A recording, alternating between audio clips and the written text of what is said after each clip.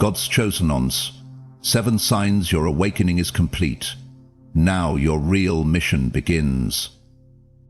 You're not waiting for a sign. You are the sign. You thought your awakening was the destination, but chosen one. It was just the door. The searching, the solitude, the unraveling. It wasn't to break you. It was to build you. Now the signs have stopped. Not because heaven is silent, but because heaven has spoken. Through you, you don't need another word. You are the word. You don't need more light. You've become it. If this message found you, it's because you've graduated from awakening. Now it's time to use your power. Divine affirmation. You're not being called anymore, you're being deployed.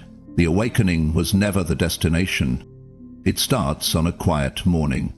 No visions, no thunder, just stillness. You sit alone in the same room where you once cried for clarity. But today it's different. The tears don't fall. The ache doesn't scream. There's only this strange stirring inside your chest.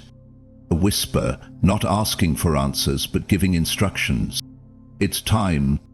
You've spent years unraveling, shedding what wasn't you, breaking down beliefs that made you small. You walked away from comfort, from culture, from connections that could not carry the weight of your becoming. You fasted, prayed, studied, wept. You called it awakening, and it was. But what no one tells you is that awakening is not the end. Awakening was the burning bush. But now it's time to step into Pharaoh's court. Because the moment you asked, "Why do I feel this shift?" The moment you noticed fewer signs, less instruction, more silence, that was the sign. You've moved from student to steward, from witnessing truth to wielding it. And if this stillness feels like absence, it's not. It's activation. The light is no longer around you. It's inside you. So now the real journey begins. Because the universe doesn't awaken sleepers for entertainment. It awakens them to send them. You weren't born to observe miracles. You were born to be one. Are you ready to see the signs that your awakening is complete and your divine mission has already begun? Then let's begin. Part 1. You no longer feel separate. You've merged with the divine. A quiet forest trail in the early morning.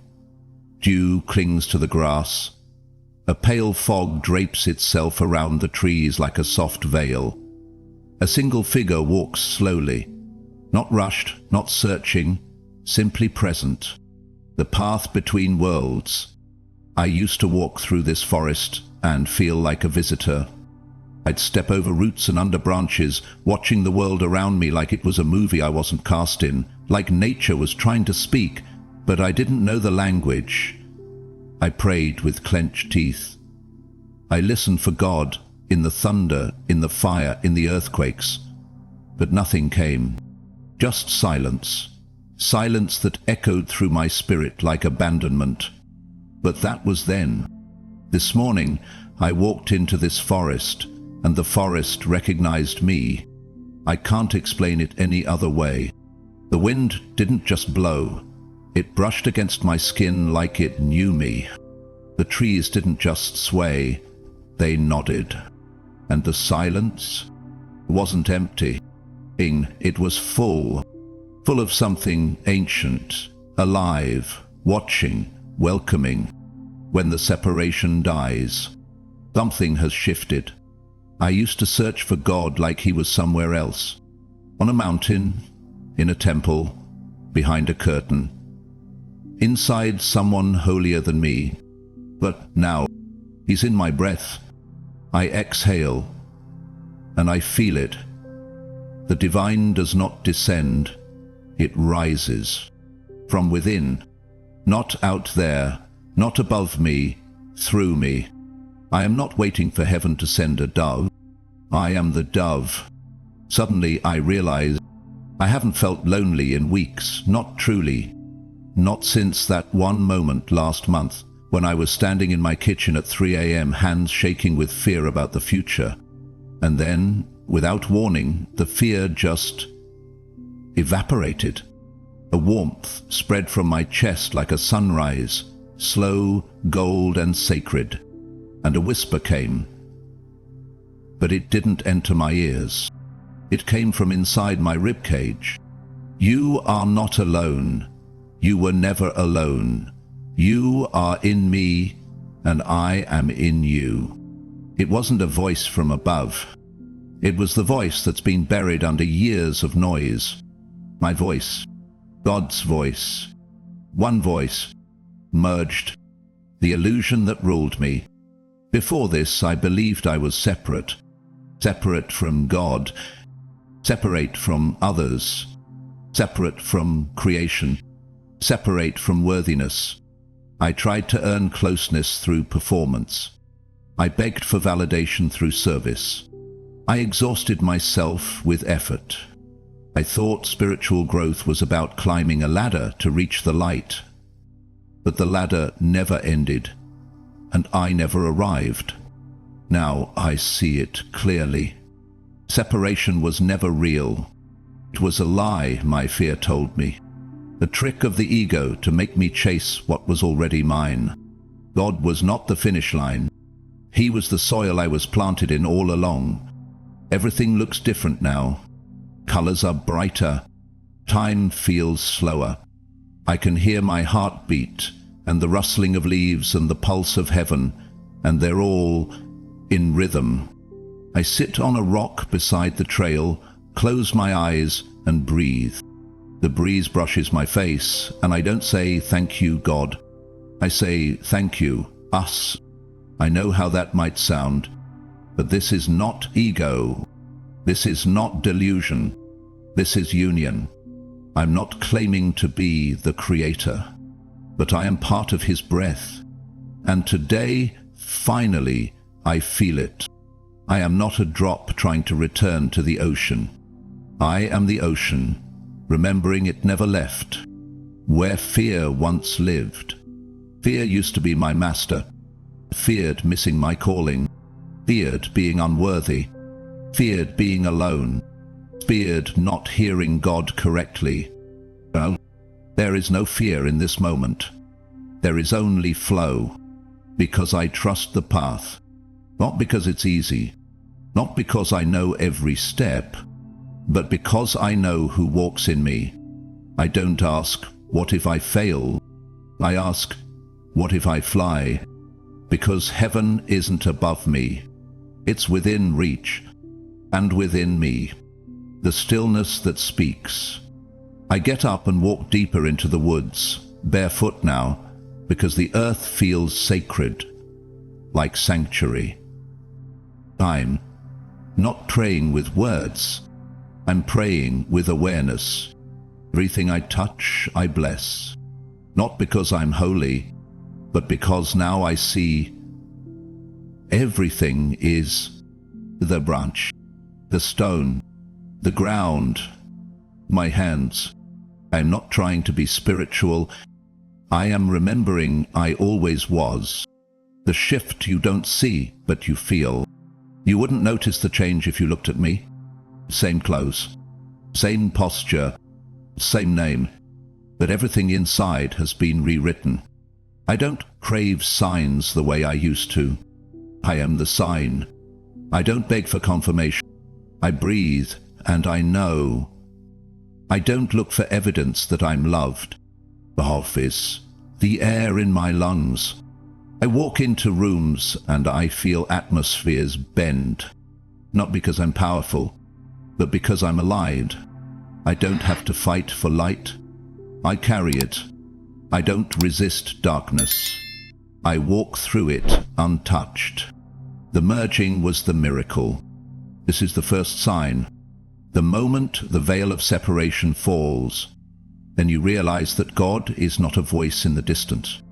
He's the voice inside your soul that's finally gotten loud enough to hear. You don't have to do more. You just have to remember. The divine is not found. It's revealed. And when it's revealed, you realize you're not becoming whole. You've always been whole. You're not seeking truth. You're returning to it. You're not knocking on the door anymore. You've walked through it, and you'll never be the same. The heaven within. So what does it feel like? It feels like waking up in your own life for the first time. It feels like no longer needing to explain your peace to people who crave your chaos. It feels like holding your own hand in the dark. It feels like walking through storms without absorbing their thunder. It feels like becoming the mirror in which others remember who they are, just by looking into your eyes. Because when you're no longer separate from God, you're no longer separate from anything. Not from love, not from purpose, not from peace, not from power. And from that moment on, you walk differently. You speak less, but say more. You enter rooms, and the temperature changes. You carry heaven like a secret, like a scent, like a sword. Because you are no longer trying to get close to God. You are walking in step with Him. Final reflection. There is a place in your spirit that is not broken, not bruised, not waiting for repair. It is whole, holy, untouched by trauma, unshaken by time. That is where the divine lives. And when you remember that place, you stop chasing miracles. You start becoming them. Part 2. You trust your intuition without needing proof. Setting. A small town cafe just before sunrise. A woman named Ilara sits at the corner table, hands wrapped around a mug of lukewarm coffee. She's been coming here every morning at 5:30, not out of habit, but obedience. Something inside her told her to come. She doesn't know why, and she just knows she must. The inner whisper. There was a time when I couldn't make a decision without polling everyone around me. What do you think? Should I go for it? Am I crazy for feeling this way? I was addicted to consensus because I didn't trust myself. I needed data, evidence, permission. But over time, something changed. My intuition stopped whispering. It started pressing. At first, it felt like a gentle tug behind the ribs. Then it became an ache when I resisted. It's like breath, like gravity, like scripture. It speaks, and I move. The decision no one understood. A year ago, I walked away from a 6-figure job. No scandal, no breakdown, no backup plan. Just a knowing. My spirit couldn't sit in boardrooms anymore. My soul couldn't wear the mask. Every day I stayed, something holy inside me withered. So one morning, I wrote the email, closed the laptop, turned in the keys. Everyone called it reckless. My parents cried. My friends texted articles about the economy, but I wasn't worried, because I knew, not in my head, in my spirit, and that knowing, that invisible compass, hasn't led me wrong once. The guidance that doesn't shout. People ask me all the time, how do you know it's your intuition and not just your thoughts? Here's how I explain it. Thoughts argue. Intuition instructs. Thoughts demand evidence. Intuition just is. It doesn't shout. It doesn't sell. It doesn't compete. It guides. Quietly, firmly, repeatedly. Like a lighthouse that refuses to flicker, no matter how dark the storm. And now, I trust that light more than I trust any voice in this world. When you move without explaining. I remember the first time I trusted my intuition without needing proof. It was raining. I was driving to an event, one I'd RSVP'd to, dressed up for, committed to attend.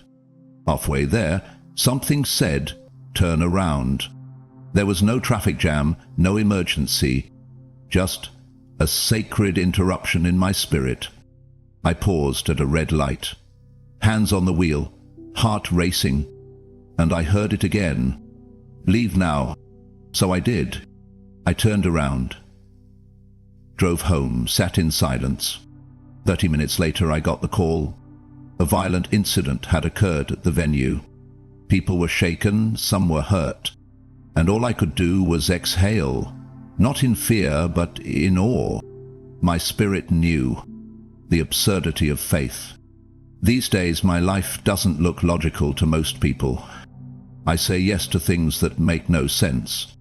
I say no to things others would kill for. I cancel plans without guilt. I change direction mid-step. I take leaps without knowing where I'll land. But I don't feel reckless. I feel led, because my decisions are no longer dictated by comfort, logic, or social approval. They're anchored in alignment. When I feel peace, I move. When I feel resistance, I pause. When my spirit says, here, I stay, even if the map disagrees. The GPS of the soul. Here's what no one told me growing up. Your soul has a GPS, not the kind with a screen and a voice. The kind that speaks in chills, closed doors, and gut knots. When you stop doubting it, when you stop needing it to explain itself, that's when the real magic begins. You walk into rooms and know who's lying. You touched contracts and feel they're wrong. You say yes to impossible things, and they unfold like prophecy. Because heaven doesn't need to convince you anymore. It simply moves through you. The confidence to not ask why. Trusting your intuition means making peace with not always knowing why. It means obeying the nudge, even if it costs you comfort. It means walking into the unknown, even when the path looks empty. It means saying yes when the whole world tells you no. I've turned down jobs, dates, investments, and invitations. Not because they were bad, but because something in me hesitated. And that hesitation was holy, because when God speaks through your intuition, He doesn't give you the whole picture. He gives you just enough to walk and trusts you to obey. The fruit of obedience. Every time I've followed my intuition, something supernatural happened. I met someone I was destined to meet. I avoided something that would have drained me. I discovered a truth that protected me. It's not always dramatic. Sometimes it's just peace. Sometimes it's just preservation. But always it's right. Even when it looks wrong. Even when it doesn't pay off immediately. Even when I have no proof, I have peace. And peace is the receipt of the divine, the language of the spirit. Your intuition is not your enemy. It's not irrational. It's not emotional. It's not unscientific. It's spiritual. It is the quiet voice of the Holy Spirit, guiding you, guarding you, growing you. And once you learn that voice, you never unhear it. You never unfeel it. You stop asking the world for directions and start asking heaven what to do next. You become immune to peer pressure. You stop asking, what if I'm wrong? And start asking, what if I'm right? When others don't understand, you will lose people when you start trusting your intuition. They'll call you inconsistent, flaky, dramatic, unreliable, even disobedient. Let them. What they call inconsistency, heaven calls alignment. What they call uncertainty, heaven calls faith. What they call rebellion, heaven calls obedience to a higher court. You are not responsible for explaining God's whispers to people who can't hear them. You know because you know. The deepest knowing in my life has never come from logic. It came from resonance. That moment your body says yes before your mouth does. That second you meet someone and feel the timeline shift. That split-sec peace that descends when you say no to what looked perfect on paper These are not coincidences. They are coordinates. Heaven's map inside your blood. And once you start following them, you stop looking for signs, because you've become the sign. A closing moment. The sun has begun to rise outside the cafe. The golden light spills across the table. My cup is empty, but my spirit is full. I don't know why I was called here today. No vision, no stranger in need, no lightning bolt from the sky. But I trust this moment. I trust that if I was sent here, something was received. Something was shifted. Maybe in me, maybe in the atmosphere. And that's enough. The second sign. This is the second sign your awakening is complete. You no longer wait for confirmation. You are the confirmation. You move without consensus. You choose without applause. You speak when called. You're silent when instructed. And when people ask, why did you do that? You don't explain. You smile. Because some instructions don't need translation. They just need trust. Part 3. Material desires no longer control you. An upscale city apartment, the kind with tall windows and glossy surfaces. Ilara stands at the edge of the living room holding a box filled with expensive watches and jewelry.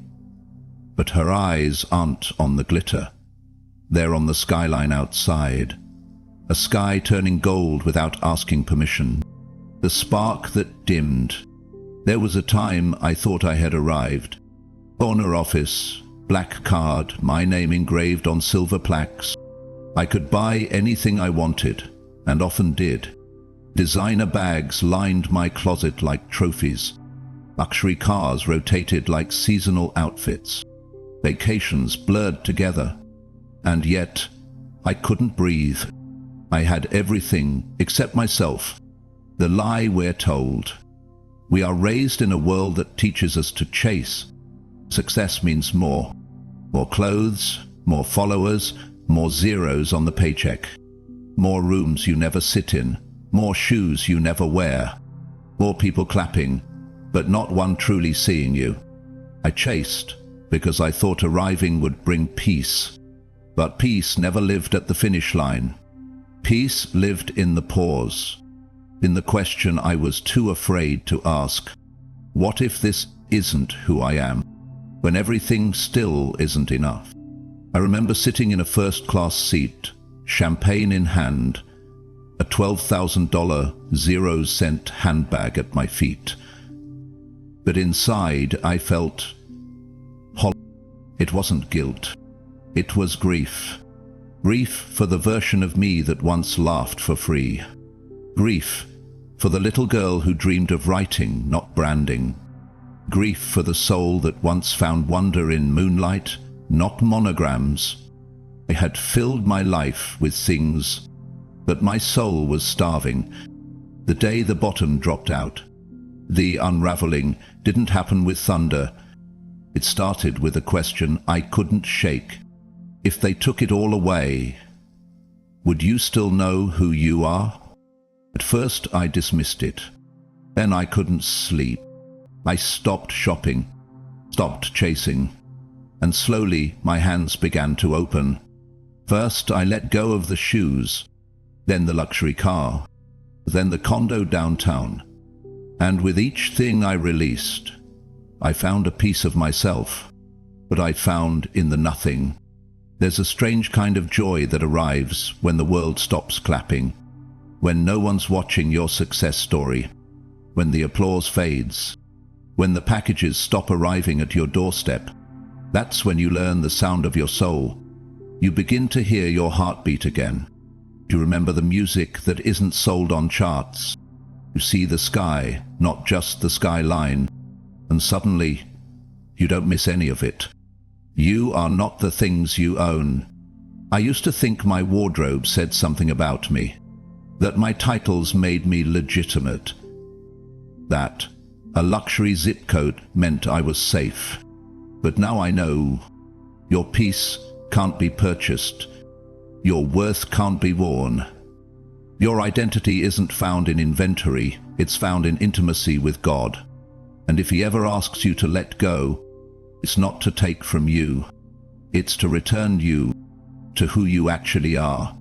Minimalism wasn't the goal, mastery was. This isn't about becoming a monk. It's about becoming masterful. Masterful enough to enjoy blessings without being bound to them. Masterful enough to carry abundance without being crushed by greed.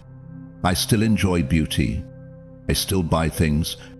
But now I ask, does this serve my spirit or just my ego? If it's not aligned with purpose, I let it go, because I'd rather have one outfit and freedom than 100 in chains. Redefining abundance. Abundance to me used to be a walk-in closet. Now it's a quiet morning with sunlight on my skin, a pantry with enough to share, a conversation that makes my soul feel seen. I'm real time to create, to breathe, to serve. Abundance is capacity to love, to listen, to live unhurried. No brand can bottle that. No bank account guarantees it. But the awakened soul carries it everywhere. The spiritual power of detachment.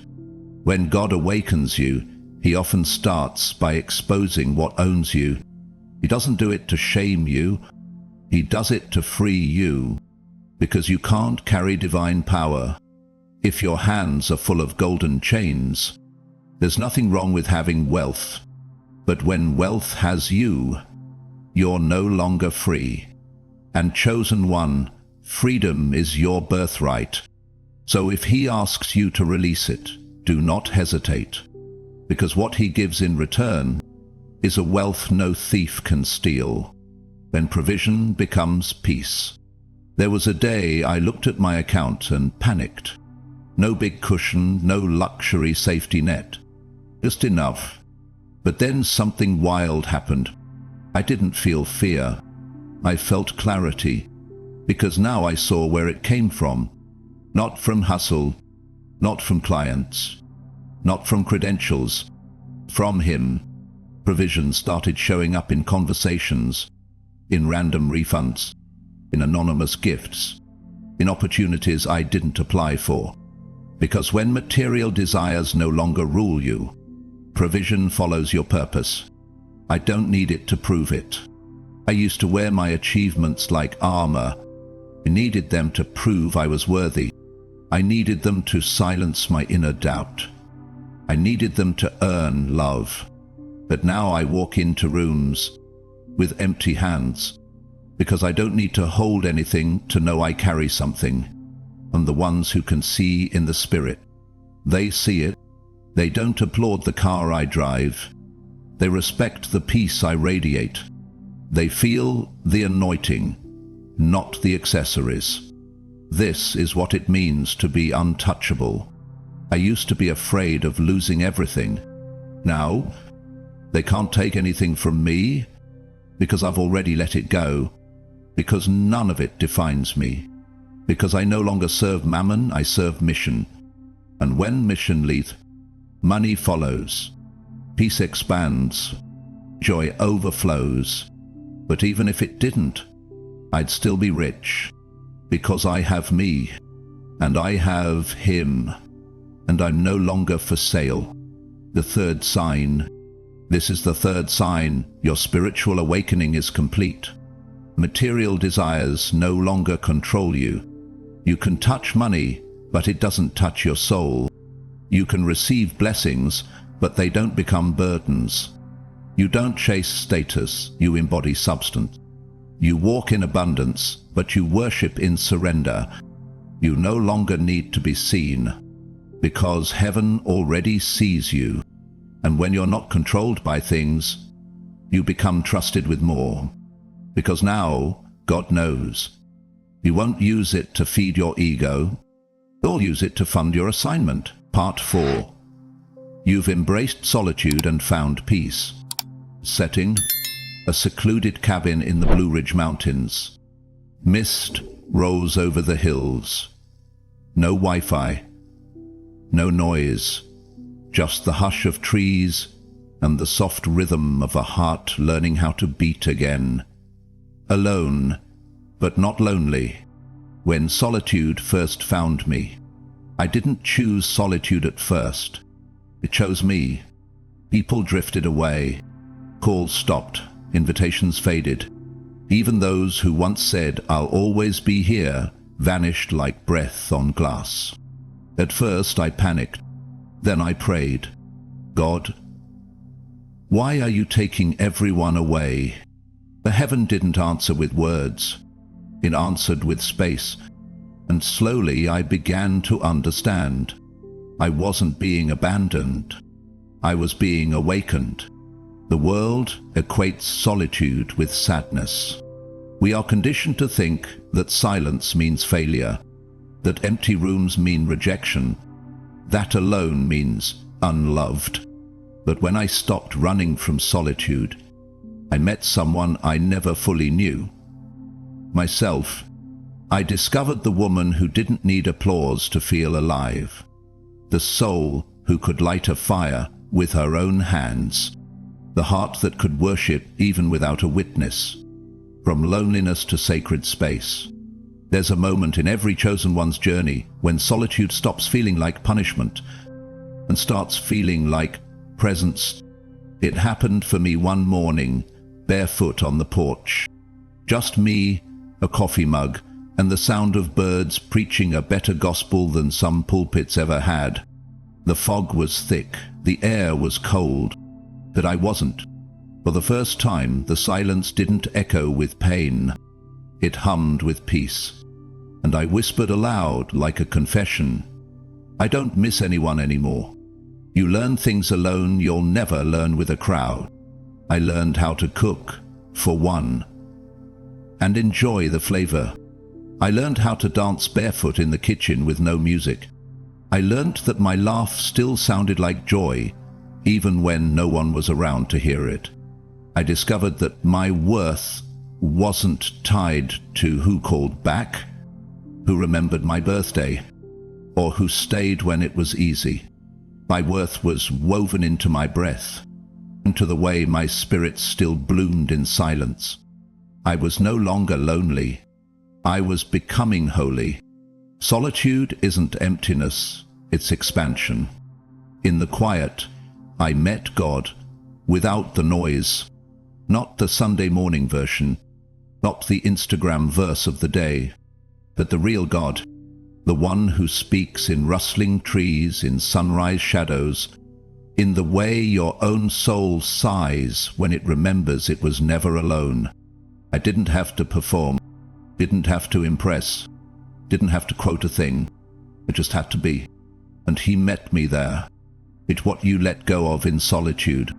In the sacred stillness, I stopped, explaining myself to people committed to misunderstanding me, watering relationships that bore no fruit, lowering my light to make others feel comfortable in their darkness.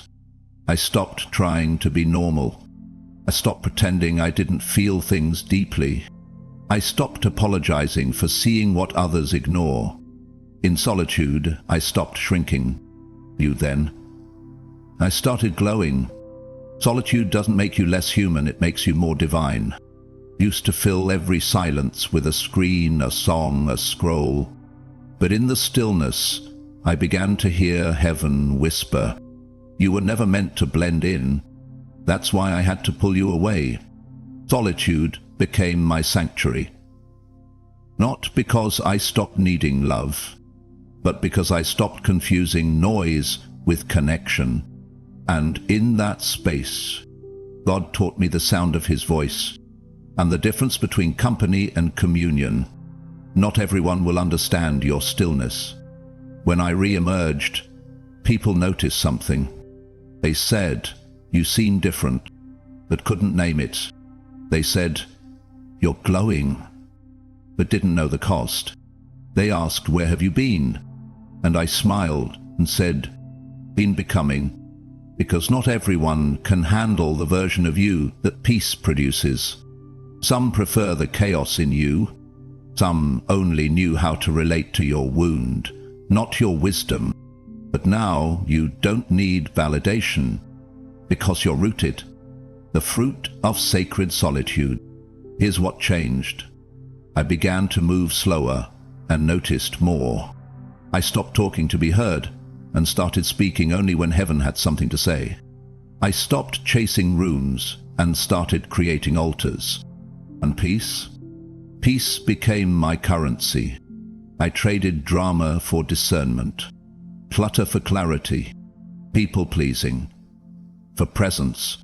Solitude turned my soul into a sanctuary, and now only the holy get access. God needed you alone so you'd finally listen. If it feels like God isolated you, chosen one, you're right. He needed the crowd to fall away. He needed the applause to stop. He needed the distractions to dry up. It's all real because he couldn't get your undivided attention otherwise. And now that he has it, he's speaking, he's revealing, he's restoring. In the solitude, you've learnt how to hear, not just listen, but discern. And that is what makes you dangerous to the dark. You don't fear silence anymore. You welcome it. You crave it. You protect it like a sacred flame. Because you've learned that not every call deserves an answer. Not every knock deserves an open door. Not every invitation is divine. You have learned the art of holy restraint. And now your peace is not passive. It is powerful. It walks before you. It speaks for you. And it makes demons nervous. The fourth sign. This is the fourth sign that your spiritual awakening is complete. You've embraced solitude and found peace. You no longer run from the silence. You don't beg for company that doesn't match your calling. You aren't afraid to sit alone with your soul. And because you've realized you are never alone, the presence of God surrounds you. The wisdom of heaven whispers in you, and your own spirit is finally at rest. You've come home to yourself. And now, peace walks where you do. Part 5. You naturally attract people who need your light. Setting. Quiet cafe in a small town. A worn leather journal sits on the table beside a cup of tea. You didn't come to talk, you came to write. But once again, someone sits across from you, eyes tired, voice trembling. They don't know you, but they start talking, and you already know why. It always begins the same way. They say things like, "I don't know why I'm telling you this. You probably think I'm crazy. I've never said this out loud to anyone before." But you don't think they're crazy. You don't interrupt, because you've heard it all before. And something inside you whispers, "Here we go again, another soul heaven sent. You never asked for this. You didn't apply for the role. You didn't post a sign that says emotional dumping ground. But it keeps happening. Strangers open up. Friends bring their mess. Co-workers confide things they swore they'd never say aloud. You've tried to explain it. To others and to yourself. I'm just a good listener. I just make people feel safe. Maybe I have a kind face. But deep down, you know better. The glow you didn't know you carried. It's not your posture. It's not your words. It's your energy. Something about you radiates safety. Your spirit is a lighthouse for the lost. And you didn't even know it was shining. But it is. You've been activated. And now heaven is sending people to you. Not because you're perfect. Not because you have all the answers. But because you've walked through fire and didn't lose your light. People feel seen around you. They don't know why. They just know they feel different when they're with you. Calmer, more honest, more themselves. Even the guarded ones start to soften. Even the proud ones start to cry. And you sit there, stunned, silent, as the spirit inside you does what only the spirit can do. You didn't plan the encounter, but God did.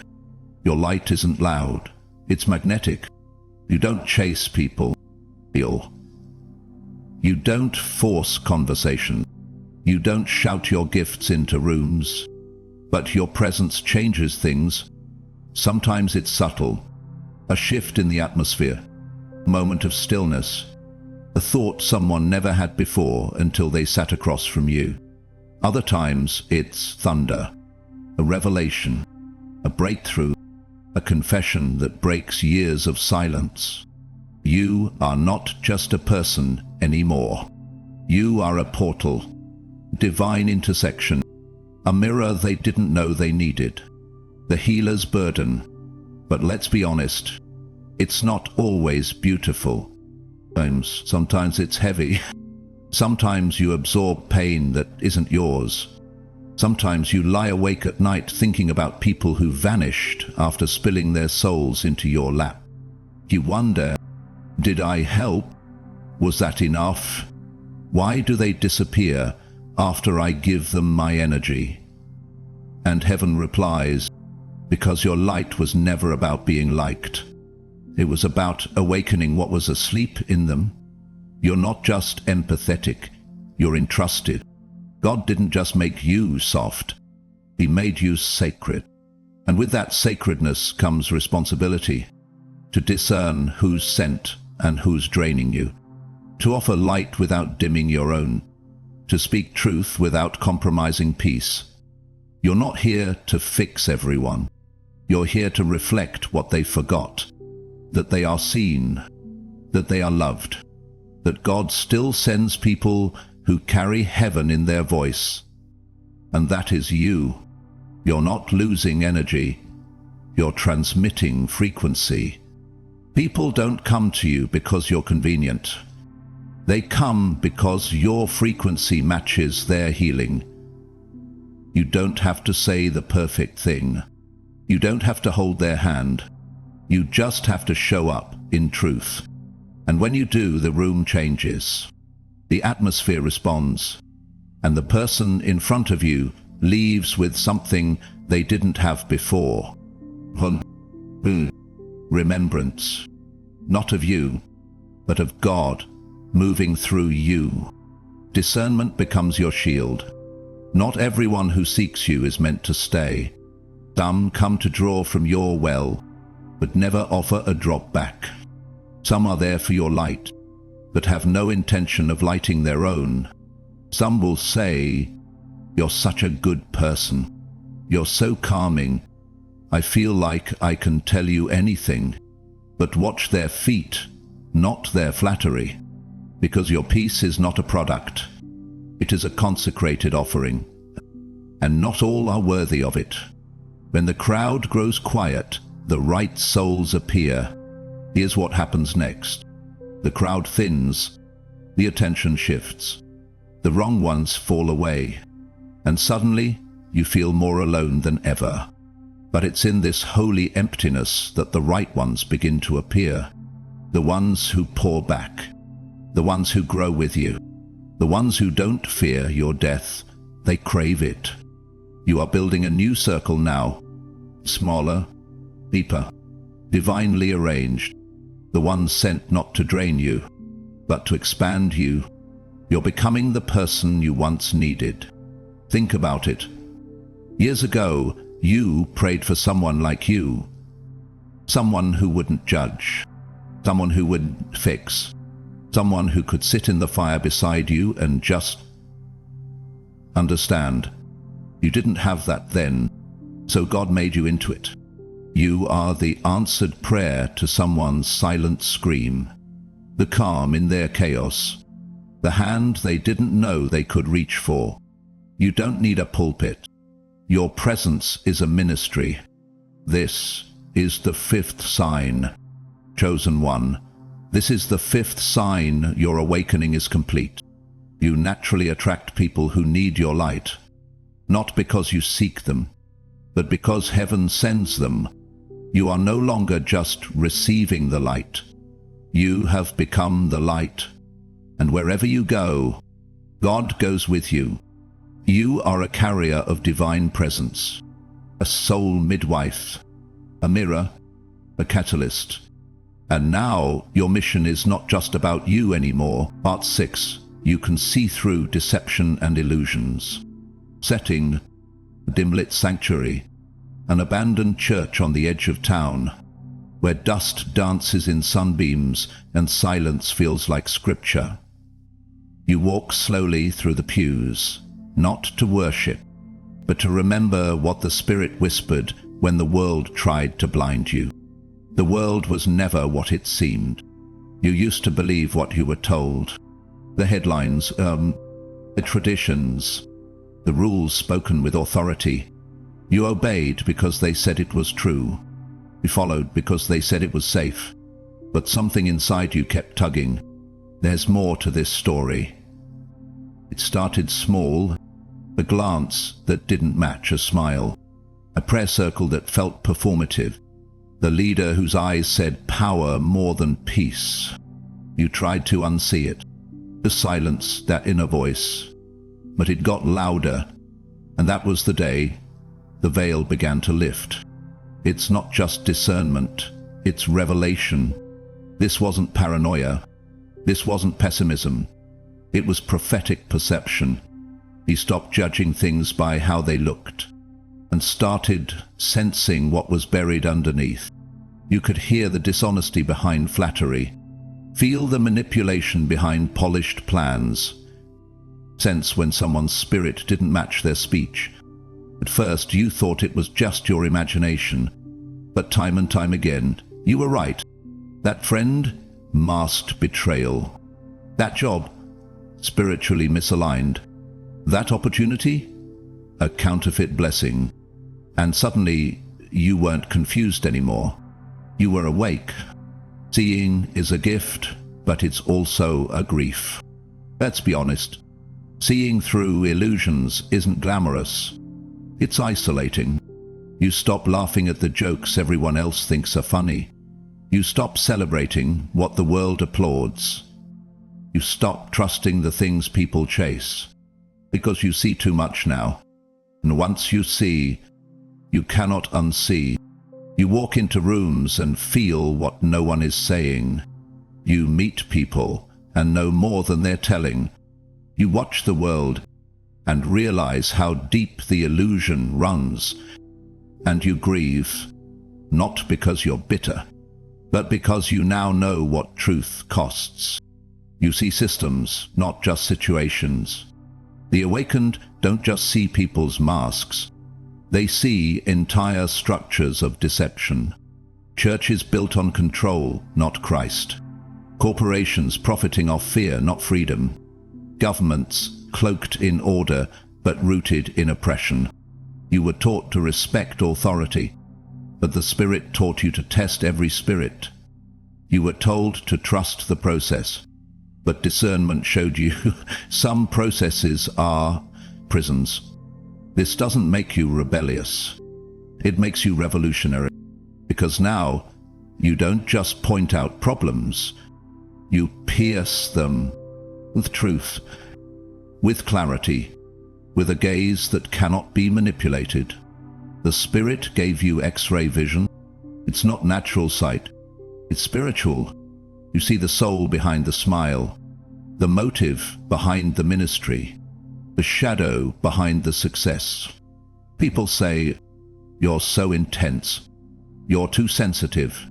Why can't you just let things go?"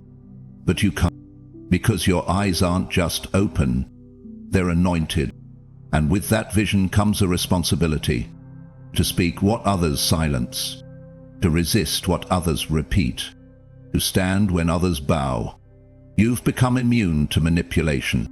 You used to second-guess yourself. Now you second-guess the system. You no longer need external confirmation to validate what your spirit screams internally. Be that opportunity that looked perfect but drained your peace. You walked away. That person everyone else loved, but your gut said run. You ran. That belief you were raised in but no longer resonates. You released it. Because now you know. If it doesn't align with peace, it isn't of God. And even if it costs you comfort, you refuse to be controlled. You're not just a truth seeker, you're a truth walker. You no longer perform. You no longer pretend. You no longer participate in rituals that smell like religion but lack the presence of God. You walk in truth, even when it isolates you, even when it costs you platforms, even when people say you've changed. Because you have changed. You've been purified by fire, refined by discernment, baptized in divine clarity. You're no longer trying to belong. You're trying to build what's real. And you'd rather stand alone in truth than blend in with the blind. The deception doesn't scare you anymore. In the beginning, seeing the darkness made you feel small. You cried. You shook. You doubted your sanity. But now, you're calm. You're clear. You're dangerous to deception. Because when you walk in, lies get nervous. When you speak, masks fall off. When you pray, false altars crumble. You don't even have to shout. Your stillness is a warning. Your silence is a sword. Your presence is prophetic. You're not trying to wake people up anymore. You used to argue, debate, played with the blind to see what you see, but not anymore. Now you know. You can't force awakening. You can only embody it. So you stopped trying to convince and started focusing on carrying clarity. Because when you walk in truth, truth speaks for itself. Now you observe. You protect your peace. You move with wisdom. You let your discernment be your deliverance. This is the sixth sign. Chosen one. This is how you know your awakening is complete. You can see through deception and illusions. Not because you're suspicious, but because the veil has been torn. You don't just see differently. You are different. And that difference is your power. So protect your vision, honor your clarity, and remember, the same spirit that gave you eyes to see will give you strength to stand. You are a revealer of truth, the breaker of deception, a mirror that forces lies to face themselves. And now, you don't just walk in light, you carry it. Part 7. You feel a strong call to step into your mission. A quiet morning. The sun rises over a field of wheat, golden, swaying. You stand at the edge of it all, barefoot, still, changed. Behind you, silence. Ahead of you, a call you can't explain. The wind doesn't shout, it summons. And today, you answer. You're not restless, you're ready. There's a pressure in your chest, not anxiety, not fear, something deeper, a divine weight, a holy pull. You've tried to ignore it, to go back to normal, to blend in with people still sleepwalking through their lives. But you can't, because once you've awakened, you can't go back to sleep. And once you've seen your mission, you can't pretend you didn't. The voice within is louder than the noise without. People keep saying, why don't you just settle down? Is she making life harder for yourself? You should be grateful for what you have. But they don't understand. You're not chasing comfort. You're chasing calling. They think you're walking away from what matters. But really, you're walking toward what's eternal. This isn't ambition. It's alignment. And it's not coming from the outside. It's being whispered from deep within. The dream won't let you sleep anymore. Every time you try to sit still, that vision returns. The orphanage you've never seen but feel called to build. The book that keeps writing itself in your mind. The ministry idea you can't shake even though you've disqualified yourself 100 times. The city you feel drawn to but can't explain why. You thought it was imagination, then a hobby, then a phase. But now you realize it was a prophecy all along. You're not being pushed by pressure. You're being pulled by purpose. Every step of pain was preparation. Now it makes sense. The betrayal taught you discernment. The delay cultivated patience. The silence trained your hearing. The wilderness built your roots. You weren't being punished. You were being prepared. And now you're standing on holy ground, looking back with clarity and forward with courage. You'll see it now. All the closed doors were redirections. All the heartbreaks were holy reroutes. All the losses were lessons dressed as grief. And suddenly your story doesn't feel broken anymore. It feels designed. The world is waiting, and you can feel it. You used to think the world was against you. Now you feel it leaning toward you. People randomly open up to you. Strangers confess things they've never told anyone. Opportunities find you, unannounced, unplanned, and inside, there's this quiet knowing. It's time. You feel it when you wake up. You feel it when you pray. You feel it when you try to distract yourself. But the call just grows louder. There's no more denying it. The mantle is heavy. The vision is vast. But it's yours. The past no longer owns you. There was a time when shame had you shackled. You believed your mistakes disqualified you, that your trauma tainted your potential, that your history cancelled your calling. But not anymore. Now you see what heaven saw. A story that could only be told by someone who survived. A mission that could only be fulfilled by someone who bled. A light that could only shine after walking through the dark. You're not running from your past. You're redeeming it, not in spite of your scars, but because of them. You've been anointed, quietly but powerfully.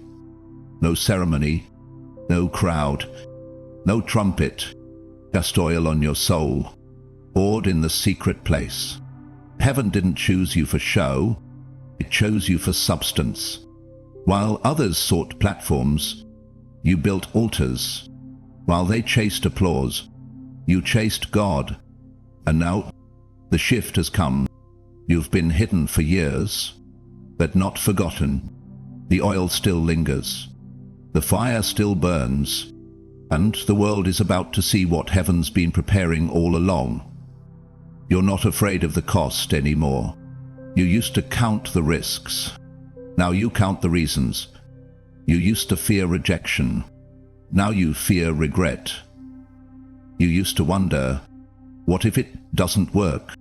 Now you wonder, what if I never try? Because what's the point of survival without service? What's the point of awakening if you never activate? So you've stopped negotiating with comfort. You've stopped arguing with delay. You've stopped waiting for perfect timing. You're ready now. Not perfect, not fully sure, but ready. Others feel it too. They may not have the words. They may not say it out loud. But when you walk in, the atmosphere changes. When you speak, people listen. When you move, divine doors open. Because it's not just you who knows you're called. Heaven knows. The earth feels it. Even hell suspects it. And you're no longer asking for permission. You're stepping into position. You've reached the threshold. There's no lightning bolt, no loud announcement, just a sacred hush. The knowing. You stand in the in-between. No longer who you were, not yet who you're becoming, but there's no turning back. You must go forward. You must say yes, because this isn't about ego. It's not about followers. It's not about legacy. It's about obedience. The mission has already begun. You thought your calling would begin one day, but truth is, it already has. Every conversation that left someone lighter, that was your mission. Every prayer you whispered for someone who never knew, that was your mission. Every time you stood in truth when it would have been easier to lie, that was your mission. You've been walking in it. Now you're just waking up to it, and it's only going to get clearer from here. This is the final sign. Chosen one, this is how you know your awakening is complete. You feel a strong call to step into your mission. You don't need more confirmation. You don't need another sign. You don't need anyone's approval. The call is clear. The time is now. And you are ready. So take the step. Make the move. Say the yes. Heaven is watching. Hell is trembling. And the world? The world has been waiting for you. You were born for this. This morning may look like any other, but something's different now. You rise not from habit, but from revelation. You look in the mirror and finally see yourself. Not your face, not your past, but the fire behind your eyes. You are no longer asleep. You are the awakened. You didn't just wake up, you came alive. You don't chase signs anymore, you are the sign. You've merged with the divine. You trust your intuition without needing proof. You've let go of what doesn't matter and clung to what does. You found peace in solitude, discernment in silence, and purpose in the fire. And now the call is loud. You can feel it, not in your ears, but in your bones. You weren't meant to fit in, you were born to ignite. Every delay was divine. Every loss was preparation. Every no was God's protection. You weren't waiting to be chosen, you were already marked. Someone somewhere is praying right now, and you are the answer heaven is sending. Not because you're perfect, but because you said yes. Your presence is your message. Your peace is your power. And your walk is what will awaken others. If this message felt like it had your name written on it, it did. Comment below, I'm not lost, I'm awakening. Let others know you've crossed the threshold. Share this story. It might be someone else's confirmation. And if you feel led to support this mission, through a prayer, a comment, or a gift of love, the details are in the description. Heaven is still writing stories, and yours is just getting good. You were born for this. Stay lit, stay lifted, stay walking in the light.